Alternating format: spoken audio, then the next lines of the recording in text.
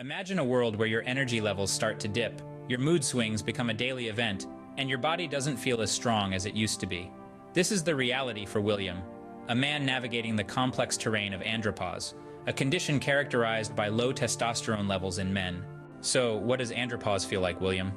Well, it's like waking up one morning and realizing you're not the man you used to be. The strength, the energy, the vitality, it all seems to have faded. But how did you initially recognize the symptoms, William? I started feeling tired all the time.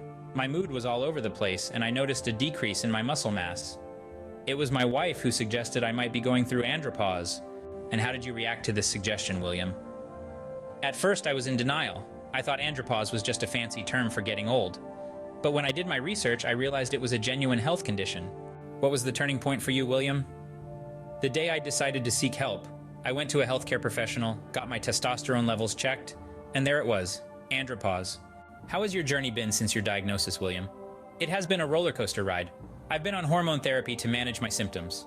There are good days and bad days, but I'm learning to navigate them. What would you say to someone going through the same condition, William? Don't ignore the signs. Seeking help is not a sign of weakness. It's about taking charge of your health. William's story is a testament to the resilience of the human spirit. Andropause, a condition often shrouded in misunderstanding and stigma, is just as real as any other health condition. It's about the gradual decline in testosterone levels in men, leading to changes in their mood, energy levels, and physical strength. Understanding andropause is the first step towards managing it. As William's experience shows, recognizing the symptoms, seeking medical advice, and following a treatment plan can help navigate the challenges of this condition.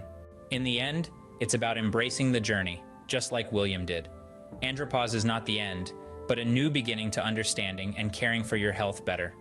Remember, it's not about the condition, but how you choose to respond to it. That's the key to living a fulfilling life, even with andropause.